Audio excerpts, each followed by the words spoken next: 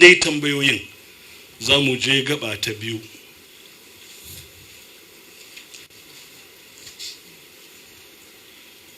Gaba ta biyu, tambaya ta biyu waye zai yi? To, ka bayyana sunanka da kuma tambayar da za ka gabatar. Assalamu alaikum wa rahmatullahi ta'ala wa barakatuh. Sunana Kabir Bashir Abdulhamid Abu Rumaisa. Tambaya ta biyu da nake miƙa ta zuwa ga Malam Abdul Jabbar shine akwai hadisi da ka karanto a cikin Bukhari da kuma Sahih na Imam Muslim inda ka ce Annabi sallallahu alaihi wasallam wata mace ta zo tana yin kwarkwasa a gabansa, kuma Annabi sallallahu alaihi wasallam ta ce da shi ina sha'awarka. Sannan kuma Annabi sallallahu alaihi wasallam ice ta je ta jira shi, kuma Annabi ya bi ta inda ta ɓuya ya je biya mata bukata irin ta ɗa namiji da mace. Wannan ka faɗe shi a cikin karatuttukanka, kuma yana cikin kilif ɗin da aka aika mai girma gwamnan jihar Kano, kuma yanzu za a danna domin al'umma su ji waɗannan zantuka daga bakinka. Da haka injiniya zai danna min na ɗaya da na biyu. A nan ne bayanin manufarsa ƙara da hadisi na 500 cewa wata mace ta zo ba za ta yanzu nan hadisi ba kai muni wata mace ta zo manzon Allah ta ƙara ta alaihi na sakonto ta arebu alaihi da sosai tana shi da kijar da ke ko ya fi so kwarfasa ko in mace ta yi namiji ta ce ne kyarkyara ko to ta zo tana kwarkwasa 5,120. Ƙalata rasul alaka biya haja, kana da bukata ta wanda na ce datsa shi ya yi ku duba 672 ƙarashen yana can, ma'ana bayan hadisi 952 ya aji amsa. Ta zo dai ta yi masa kwarkwasa amma ba amsa na, sai dai an faɗi yar Anas ta ce wa sauwatawu wasu abun kunya wannan mace ba ta da kunya, sai ce ta gafara ta fi ki shawarar na mace ta zo ta gama amsa duba 952. in kana son kaga amsar karara to kuma Muslim 2326. ya Rasulullah inna li ilayka haja, ina sha'awarka. فقال يا أم فلان انظري أي السكك شئت حتى أقضي لك حاجتك. أم فلان أم سليم فكينا كما أن له حجة كما وسيك نفي يا أم فلان أم سليم وسع والله na gano hujja mai karfi da ta nuna mun karar babar sai yake nufi ta je ta ce da annabi tana sha'awa kenan duk wani kwane-kwanen da yake na zuwan annabi gidansu shine fito mana da karara ta ba magana annabi sha'awarsa take, kuma yace je kike nemi huce da rani zan zo in biya miki bukatar ki. fa khala ma'aha fi ba'd durki hatta faragat min hajatiha, yaje same ta a inda ta buye biya mata bukatar ta. a Bukhari da Muslim duba sun gani ga babu wannan dan na kurkuku yanzu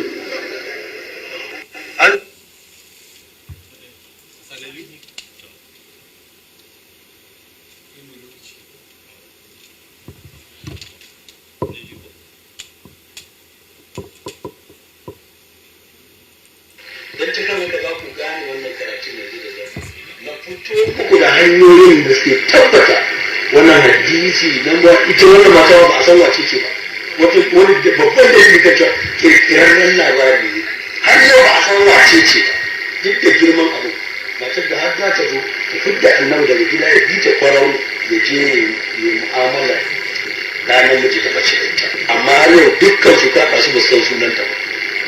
don ta kama ka za ku gane wannan karatun yanzu da zan na fito muku da wannan sauti kamar yadda dukkanin al'umma suke ji shine maganar da Malam Abdul Jabbar yayi, wanda kuma ya ce haka yazo a cikin Bukhari, haka yazo a cikin Muslim, cewa mace ta zo ta yi wa annabi kwarkwasa, kuma ta ce tana sha'awa annabi, kuma annabi ya ce ta je ta ɓuya, kuma ya bi ta inda ta ɓuyan ya je ya biya mata bukata ta ɗa namiji da mace. Ya ba da namba a cikin Sahih na Imam Bukhari hadisi na 5120.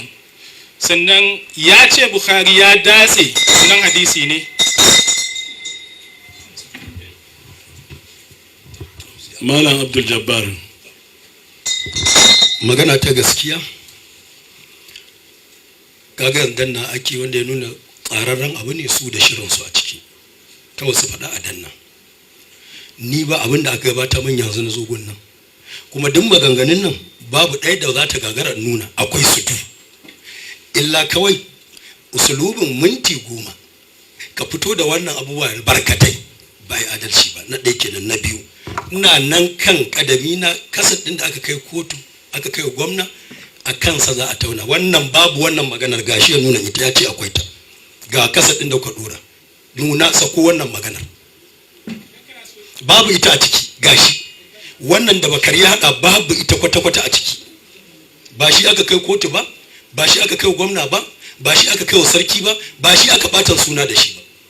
Na yadda a kawo komai, amma a fara da wanda aka ɓatan suna, jama'a su ji ba ni ba ne na farko, in nuna maganganun inda suke na biyu, in tabbatar da ƙarya aka yi wa annabi na uku, wanda kuma zai tabbatar shi kuma ya tabbatar.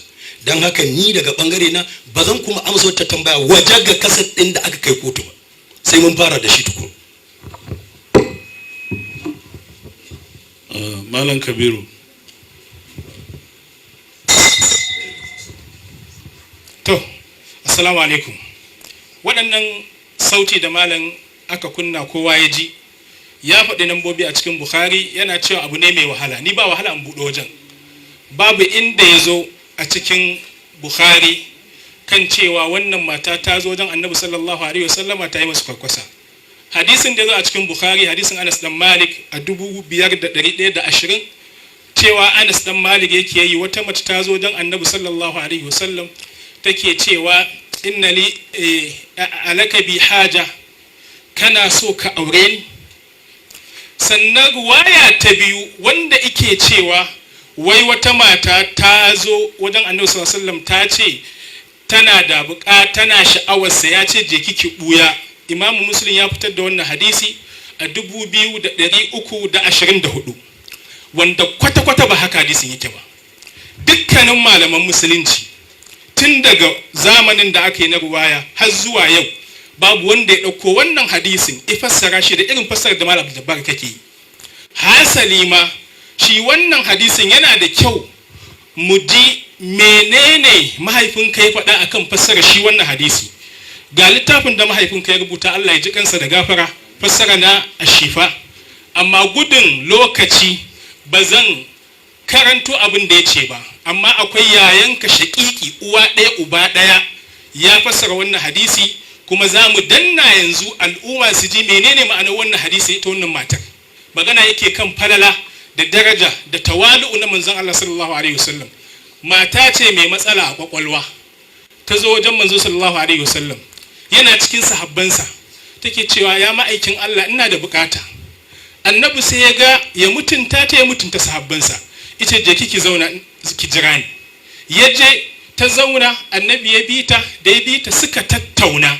Duk wannan lafazin ni a shirye nake na kawo, akwai shi a cikin Sahih na Ibn Hibban, akwai shi a cikin Musnad na Imam Ahmad, da ragowar littattafai masu yawa waɗanda suka kawo shi.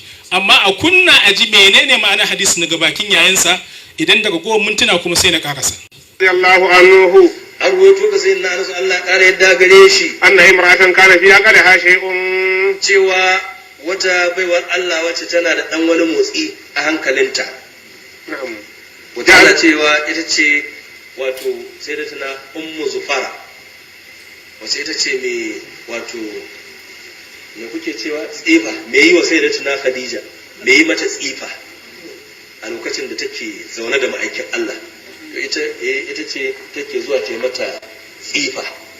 To masu karasa dai su sun ambaci, da haka ba zan yi wannan gangancin ba. An kuma istihadi ne kuka yi shi, to gashi nan in kun canka lada ɗaya, lada biyu, in kun kuskure lada ɗaya. Cewa suka yi mai mata tsifa. Mashaƙa suka ce, mashaƙa ne mata tsifa, ne taji mata kai. ja'atu fa qalat inna li ilayka hajatan, Ta zo shugaba shugaba sallallahu alaihi wasallama ta ce ya rasulullahi ina son ganin ka akwai wata bukata da na zo wajen akanta. قال اجلسي يا أمي فلان في أي طريق المدينة شئت أجلس إليك حتى أقضي حاجتك. saboda irin hikima ta shugaba sallallahu alaihi wasallama a'di kulli dhi haqqin haqqahu, kamar da na faɗa a baya. A maimakon ya zaunar da ita a nan to tana cikin hali na larura, ta ɗan samu ƴar motsuwa a hankalin, to da haka ta zauna a majalisin tare da sauran sahabban ba abu ne wanda zai zama su so shi ba laguwa. Kada ya zama su ɗin ya yi abin da zai so ransu, sai ya kula da haƙƙin kowa, ya kula da kuma wato mutunta kowa.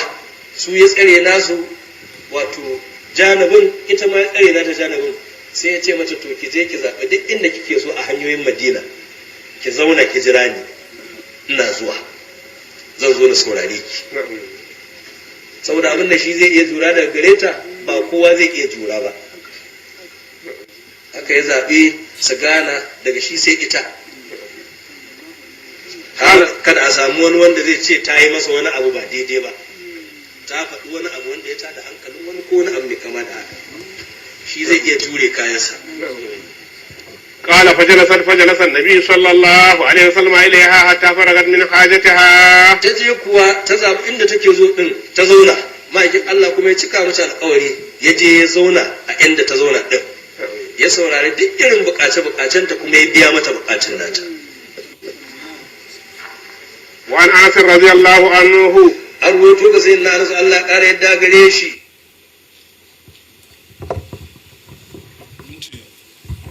minti 10 sun cika.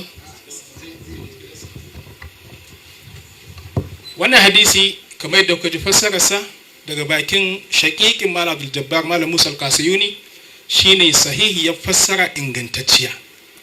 Duk malaman da suka rubutu a tarihin musulunci suna kawo wannan hadisi a babi da yake nuni na tawali'un manzo Allah sallallahu alaihi wasallam. Al-Imam Al-Qadi Iyad a wannan littafi da Malam Sheikh Nasir Kabar ya fassara a wannan babi ya kai shi. Al-Imam Muslim shi ma a wannan babi na tawali'un manzo Allah sallallahu alaihi wasallam ya kai shi. Al-Imam Ibn Hibban a wannan babi ya kai shi a cikin sahihin littafinsa. Malam Abdul Jabbar yana cewa matar ta je wai Annabi sallallahu alaihi wasallam ya biya mata bukata ta ɗa namiji da mace. Kana komawa cikin sahihin Ibn Hibban hadisi na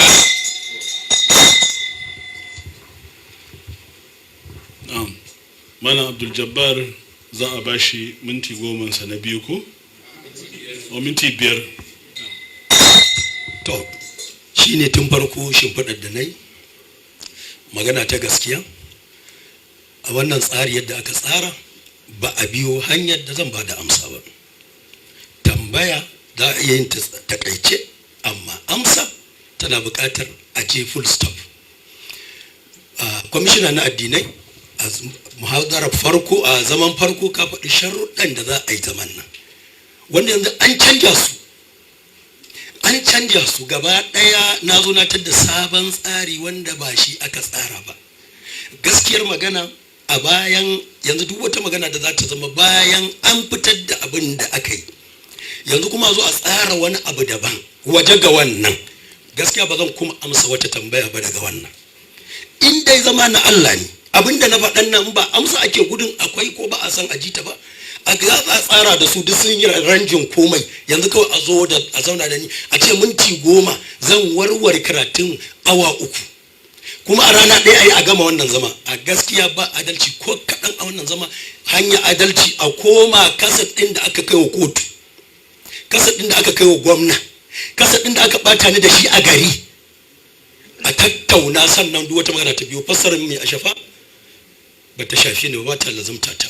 Da haka a komo ni in faɗi dalilai na, ni na magana ni ya kamata in faɗi dalilai na. Sau da haka ba zan koma amsa wata tambaya ba cikin abin da aka kai wa gwamna ya fito ya faɗa wa duniya ba. Magana ta gaskiya. Sannan mai girma mataimakin kwamishinan 'yan sanda, kafin ka fita minti 1 da Allah, ina son in ce ma game da maganar da kai ta rikodin, idan ya zama dan ban san za ka yi wannan jawabi ba, shi yanzu na ɗabi minti 1 na yi. Idan ya zama ba a yadda a ɗauka ba, sai dai iya wannan kyamaru da mu san ko na suwaye ba. In an gama kuma ba mu san me zai fita ba, su kaɗai aka da su ɗauka, mu ba mu da hakkin mu ɗauka. To a gaskiya ba zan ci amana ba, na danna na ɗauka don an hana press na wasu shigo nan, duk da kyamaru nan ba ko ɗaitawa, kuma kyamara za a iya sa ta, za a iya hana ta, abin da aka dama shi zai fita. Don haka in an ci a zaman nan dole ba a yadda ya zama ina da rekod na zaman ba, to zan haƙura yanzu in goge abin da na ɗauka, kuma daga yanzu wannan kuncin duk da ake ganin ya dace kawai aje, amma ba zan kuma amsa wata tambaya waje ga abin da aka kai kotu, aka kai wa gwamna, aka bata ni a gari, yanzu kuma a zo wata magana daban an gama tsara ta anya a rancin da ba yadda za ta warwar a minti 10, minti 30 ma ba zai yi ba. Kuma a ce a haka alƙawu fil yammi maktufan wa qala lahu iyaka an tabtalla bil ma'i, ba zan iya ba. A daure ka daurin butan malam, a jefa ka barbali, a ce kakka jiki. A ya kamata a tawo kan maganganun da aka gamsu da su, aka kai wa gwamna, aka kai wa kotu, aka bata suna da su one by one. In mun gama a dawo gobe, a annabi bai wuce haka ba, mu wata muna yi. Ga altafai nan da na to da su, duk abin da na to da shi akwai anan, duk abin nan tara na fitar da su. In su ne ake son nuna, a tambaye ni ina yake nuna, saboda an fitar min da wannan, na sani na tsara, kuma nuna kawai guri zan yi, babu tinjan baki ko su ja.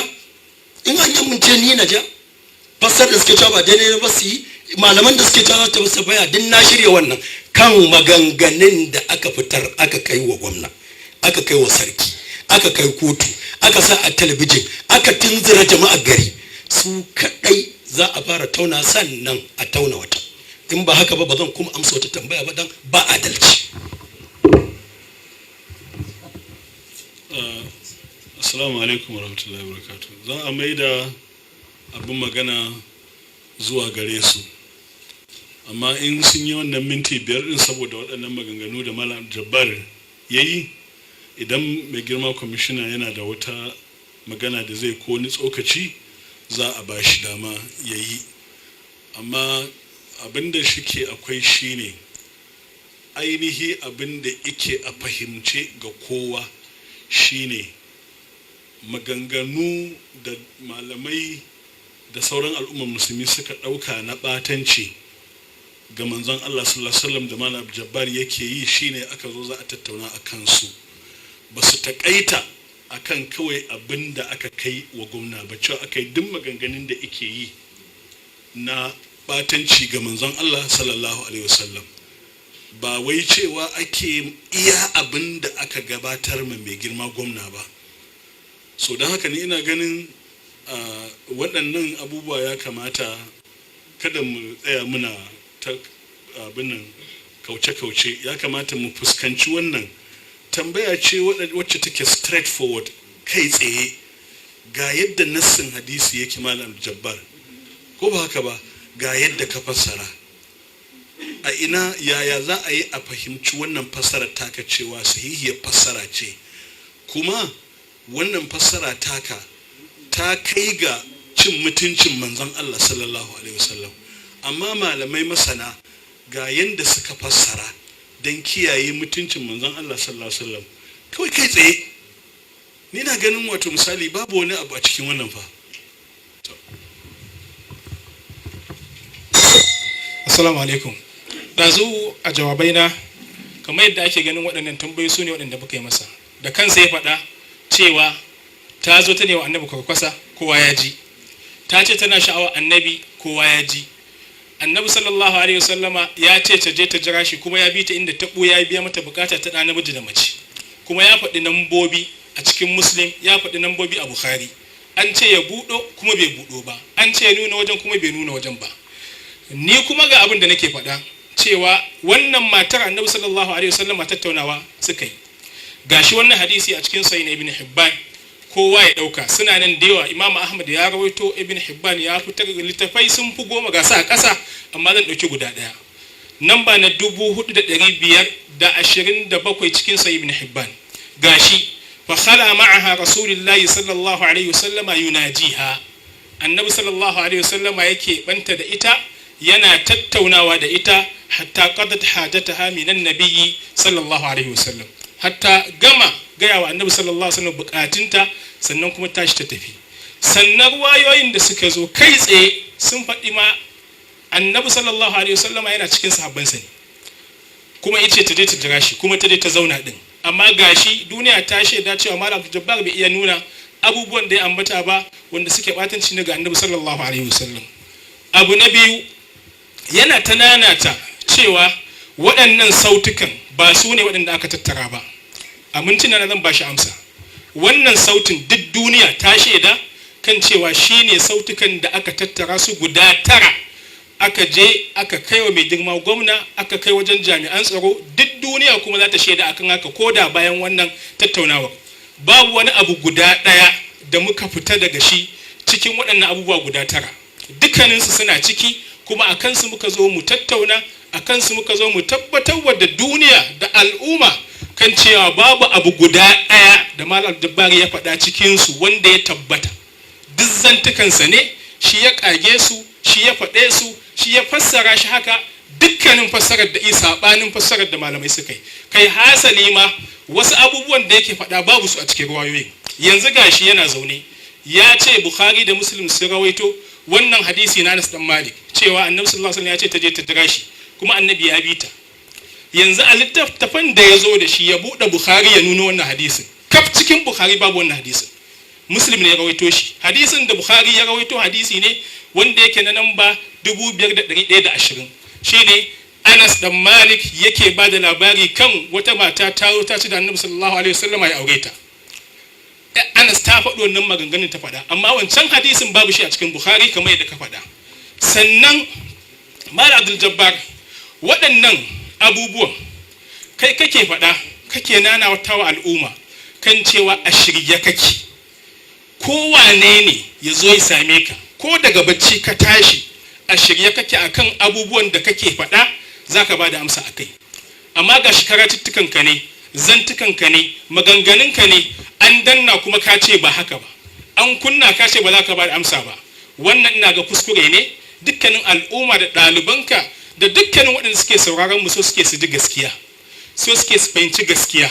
Idan waɗannan abubuwa ba haka bane ba, ɗayan biyu ne, ko dai ka tuba ka koma zuwa ga hanya madaidaiciya, ko kuma me abin da ka faɗa da bakinka yanzu aka danna ka, cewa da ba waɗannan maganganun da yanzu kana kurkuku. A don haka ina amfani da mintuna na cewa me ya zaɓi ɗaya daga ciki, ni a mintuna na shi ya faɗa da bakinsa ba hukunci yake masa ba. Waɗannan abubuwa tun da babu su, kai ka faɗa da bakinka, ya kamata hukuma ta ɗauki mataki a kai. Tun da gashi an zo an baka mintuna 10, an ƙara ma minti 5, amma ka kasa nuna ba. Kaga wanda yake tabbatar da cewa zantukanka ne, kai ka ƙirƙire su, kai ka ƙage su, babu su a cikin wannan littafin namu. Domin ga littafanka a zaune, a zube, duk ga su nan ka zo da su, amma ka kasa buɗe ko da guda ɗaya a ciki, balle ka nuna mana inda waɗannan miyagun zantuka suka zo, balle kuma aka jingina su zuwa ga haƙƙin manzon Allah sallallahu alaihi wasallam. Wassalamu alaikum.